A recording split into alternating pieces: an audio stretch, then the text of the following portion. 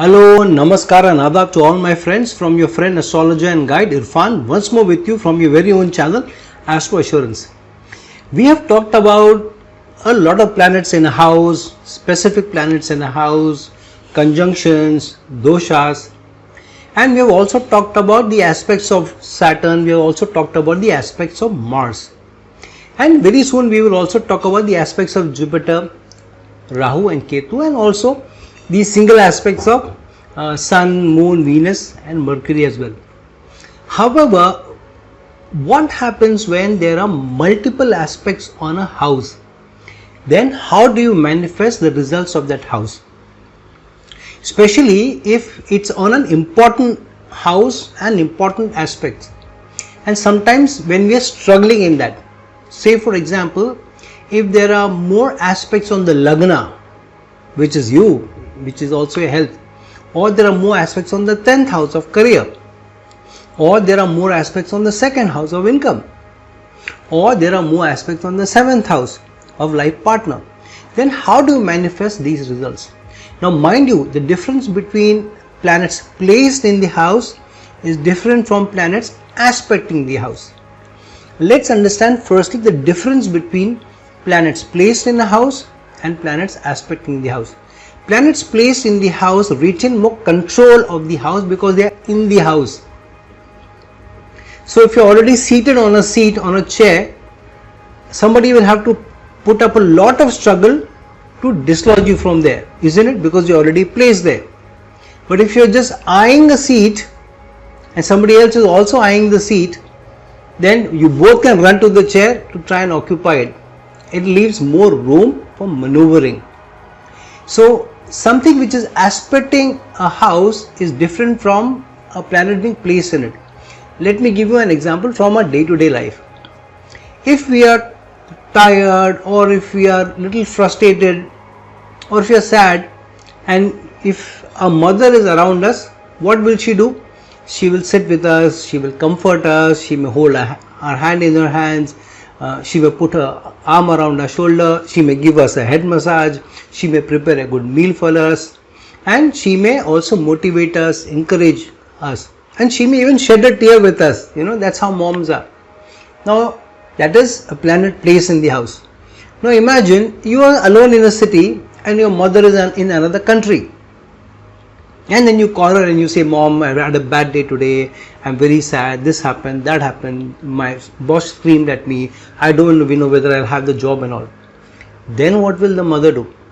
The mother can't put her arm around your shoulder, mother can't hug you, mother can't hold your hand in her hands, mother can't even shed a tear, and if she is sobbing on the other side of the phone, she will probably try to sob quietly, and she is not able to cook a meal for you, not give a head massage, nothing she is able to give you, but she will try to comfort you with her words alone, and she will wish, I just wish I was with my child and I would have done this for him or her, I would have done this, and you have been more comforted. You talk to your mother for a while when she cooks a good meal or something for you and she is around you, and after some time you talk about something else, and you gossip or you do whatever, and you are in better control. But you've spoken to your mother and you put your phone down when she's in another country, and you feel again bad and sorrowful and sad. You feel bad. So that's the difference between a planet placed in a house and a planet aspecting the house. So that is the benefic. But you wish the malefics were not placed in the house, but they were away. On the contrary, malefics placed in the house do less challenges or bring less challenges than a malefic aspecting the house, especially if that's an inimical sign that it is aspecting. If Mars is aspecting, say, Venus in a sign which is inimical to Mars, such as a Virgo, and Venus is already debilitated in it, then heaven help the person's relationships, heaven help the person in his or her materialistic benefits as well, especially if it's get related to the 10th house and the 2nd house. Of course other things can also balance, but I'm just talking about a very generic placement. So aspects are important. Benefic aspects of a benefic are more good, but aspects of a malefics are that much more challenging. So if there are multiple aspects on a house, then how do we look at the results that come from it? Now, number one, I have already talked about the special aspects of 3 planets, which is Saturn, Mars and Jupiter, and I have made specific videos on the aspects of Saturn, which is the 3rd, 7th and 10th aspect, and the aspect of Mars, which is the 4th, 7th and the 8th aspect. I am going to come out with the video which is about detailed video about the 5th, the 7th and the 9th aspect of Jupiter, and I will follow it up with the single 7th aspect of the other 4 planets, which is Sun, Moon, Venus and Mercury, and then I will go further and talk about aspects of Rahu and Ketu as well, who have the 5th and 9th strong aspect and a very weak 7th aspect as well. However, so if Saturn is aspecting any house, look at my video which talks about Saturn's aspects and you will be able to derive meaning out of it. Same thing about Mars aspect. But what happens, for example, if both Mars and Saturn are aspecting a house? Say Mars is placed in your 10th house and aspecting the Lagna, and Saturn is placed in the 11th house and aspecting the Lagna again with the 3rd aspect. Now what aspects are we talking about? Saturn's 3rd aspect and Mars 4th aspect, and they are different meanings from their other aspects. So you will have to understand what does that particular aspect mean, and then you will have to derive a meaning out of it.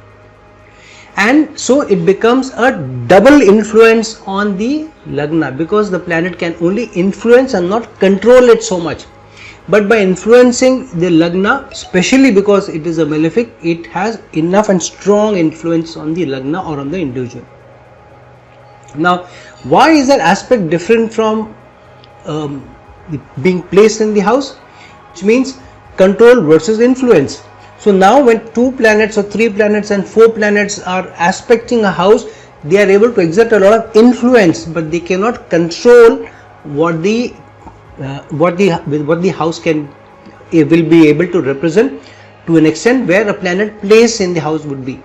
So if a benefic is placed in the Lagna, then those Saturn and Mars will be influencing the house, but they will not be able to do as much damage as they would be able to do when no benefic is placed in the Lagna. So you will have to keep that in mind. But if a benefic is aspecting the Lagna, say for example Venus and Mercury are in the 7th house aspecting the Lagna, whereas Mars is aspecting the Lagna from the 10th house and Saturn is aspecting from the 11th house. So 2 benefics aspecting the Lagna will bring in benefic tendencies. However, malefic's aspect is stronger, as we have talked about earlier also. So you will have to look at the 4 influences in its entirety rather than one alone. Now each alone will definitely give you some meaning. However, all 4 put together will give you a more holistic meaning. So what is Saturn's 3rd aspect? 3rd aspect is for you to put more effort in the manifestation of the house where Saturn's aspect is. What is Mars 4th aspect? Mars 4th aspect is where you will have to take care about and where your biggest struggles will be. Mars gets debilitated in the 4th sign from itself. Mars gets debilitated in Cancer from Aries, which is 4th from Aries. So 4th aspect of Mars is about the struggles and what fights you will have to do and what you will have to struggle in life. So Mars will give you the energy, but Mars will also say you have to struggle in manifesting the results of the Lagna, and Saturn will say you will not get it without struggles from Mars aspect and without effort which I am making you do. This means it will not be easy for the person to be able to gain reputation in society, to have a standing in society, to have better health, to rise up without being able to put in effort and hard work and put in the struggle. So that is very, very important that the aspects represent. However, if you put in benefics aspect, for example Venus says, okay, I will also give you materialistic benefit or benefits because I am aspecting you. So if you put in hard work and struggle and overcome struggle and relentlessly over a period of time, I will ensure that you will also get materialistic results out of it. That is what Venus will give you. And what Mercury will do? Mercury will say, okay, while you are putting in hard work and effort, I will help you to be more wise about it, be more analytical about it, and to take educated analytical decisions. Look at the data, look at the situation, look at what work you are doing, and basis that particular activity that you are doing. For that activity, I'll help you to make informed decisions. I will help you to make analytical decisions, to weigh pros and cons on both the sides and understand this. And because Venus also represents Libra, which is the sign of balancing, so Venus will also help. So that is how one needs to read into it. Now, why is it that while Mars and Saturn have 3 aspects, Jupiter also has 3 aspects, other planets don't have, like Sun, Mercury, Venus and Moon don't have the special aspects. The reason being is these 3 planets, Mars, Saturn and Jupiter, are huge and they are very, very strong in their manifestations. Mars and Saturn are extremely big or very high malefics. And to control that malefic nature, Jupiter has also been given a lot of power and strength. And Jupiter anyways is the largest planet in the solar system apart from Sun, which is anyways not a planet. So Jupiter has been given so much beneficity to balance it. However, one needs to keep in mind that Jupiter, if all the power was given to Jupiter's one aspect, or Jupiter had only one aspect, which is the 7th, then Jupiter is a planet of being very, very wise, very, very spiritual. Then a person would become very, very spiritual and very, very wise, and then would not want to do much about life, and he would say, I know that this life is only short-lived and I will not chase materialism. I will be very wise, nothing will make me happy, so I'll spend my entire life in spiritualism and learning. And so such a person may not be able to counter the malefics such as Mars and Saturn. And so the energies of Jupiter has also been divided into 5th, 7th and 9th. Why? If you look at the second sign in the Kalpurush Kundali, the second sign is Taurus. Second house is Taurus. The 9th house is Sagittarius. Now the 9th house is 8 houses away from the second house, which is Taurus, the money sign. So being the 8th from the second sign of Taurus, which is the money sign, which means an 8th house represents obstacles. So obstacles to money, obstacles to materialistic gains comes from the Sagittarius signs, the 9th house or the 8th house to Taurus, which means that if you become too religious, if you become too wise, become too spiritual, you will not want to run the rat race for materialistic gains. And being too spiritual, you will say, I don't want to get into the rat race, I will try to elevate my spirit, my soul. Because Sagittarius is also a fire sign, but it is also a sign of being very spiritual and very wise and being very religious about it. And for the soul, it is important to shed the weight of materialism to rise. There is a very famous shair or a writer, and his name is Iqbal, and he has written many nationalistic songs also. And there is one couplet of his or share of his, and he says in the couplet, 2 lines of poetry. He says, "ऐ ताहिर लाहौती, उस risk से मौत अच्छी, जिस risk से आती है परवाज में कोताही." Now, Tahir is the name of a fictional bird which flies very high up in the skies. And so the share says, "ऐ ताहिर लाहौती, O bird which flies very, very high in the sky, उस risk से मौत अच्छी, better to die than to eat that food जिस risk से आती है परवाज में कोताही." That food which stops your elevation to rise very high up in the sky, to fly very high up in the sky. If you overeat, you will not be able to fly very high up in the sky. So is the soul. If the soul has too much weight of materialism, then it can't fly very high up in the sky. and that's why Jupiter's 3 aspects also different. All of the energy is not given in one aspect. The 5th aspect of Jupiter is a more materialistic aspect, because Jupiter is also the Karaka of the 5th house, especially children, and Jupiter also is the Karaka of the 2nd house, and that's why Jupiter also gives prosperity and abundance in our lives.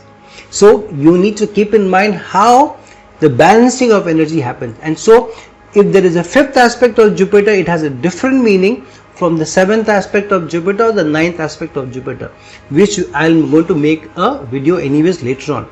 However, you need to understand, if there are more aspects, you will have to see what the different aspects bring together and during what dasha that those aspects are happening. For example, if in your Lagna chart you have 3 planets in the 7th house, say Sun, Mercury and Venus are in the 7th house. Mercury and Venus will anyways not be very far from the Sun. They are all in the 7th house aspecting the Lagna. And your Mars in the 10th house aspecting the Lagna. You have Saturn in the 11th house aspecting the Lagna. And say you have Rahu in the 9th house also aspecting the Lagna. So now you have 6 planets aspecting the Lagna.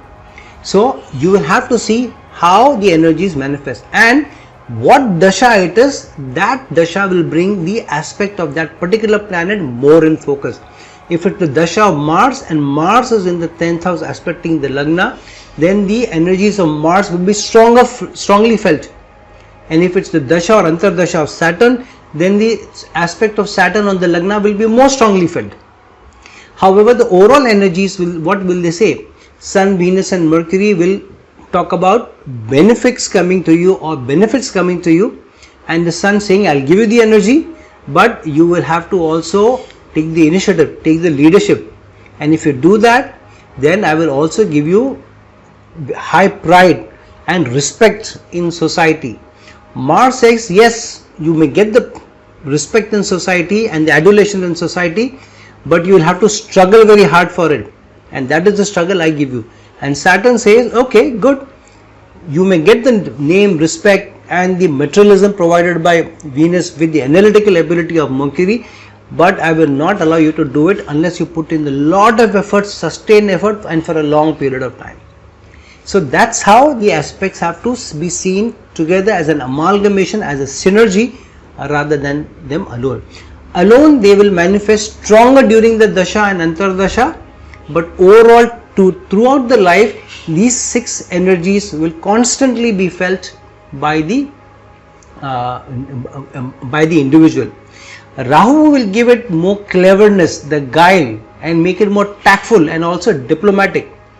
So the person will also be very diplomatic even when he is putting in lot of hard work, and will try to cut corners, will try not to work hard, but Saturn will be at it, and so there will also be some conflicting energies which will be coming in. So sometimes such a person may also face little frustration, little anxieties also, may also lose heart from time to time when lot of aspects are on a certain house. Now we are talking about Lagna. The same thing can happen about the 2nd house. People get worried if there are more planets in the 8th house, but what happens when there are more planets in the 8th house? They all aspect the 2nd house of earning. So it could also mean that the source of earning will come from the 8th house. The 8th house is research, the 8th house is also shared property, the 8th house is also inheritance, so or taxation of wealth, other people's wealth. So your wealth source can be other people's wealth.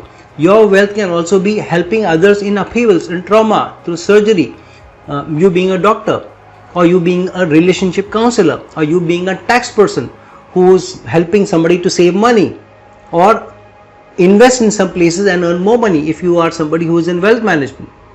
So you will have to see overall energies of where the planets are placed and where they are aspecting, because they are combining those 2 energies.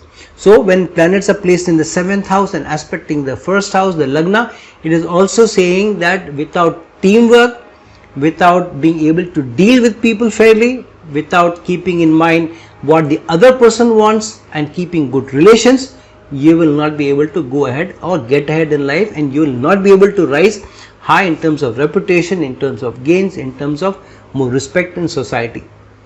So you will have to see these different aspects as well. From where the planet is aspecting the house, also will have to be seen, because that house's manifestation will also come in. If Saturn is aspecting from the 5th house, if it is aspecting the 11th house, then the energies of the 5th house and what sign it is placed will also play a part when Saturn is aspecting the 11th house placed in the 5th house. So here Saturn will give you results in speculation, will give you results or gains when you work, when you get educated or you learn about something, and through that learning and hard work in learning, you put in a lot of hours to learn about something, because 5th house is also about learning, and you take a lot of interest in that what you're doing, and then you try to get results. However, because Saturn is aspecting the 11th house, without keeping societal connections, societal relations, without working on your network, you will not be getting the results, and not without putting in the long hours of work, long hours of effort over a period of time and in a structured manner. So you will have to see the energies of the houses that the planet is aspecting from and to, and also what the planet itself represents. So keeping in mind these 5-6 energies, then you look at the combination, and that's how you manifest the results of aspects.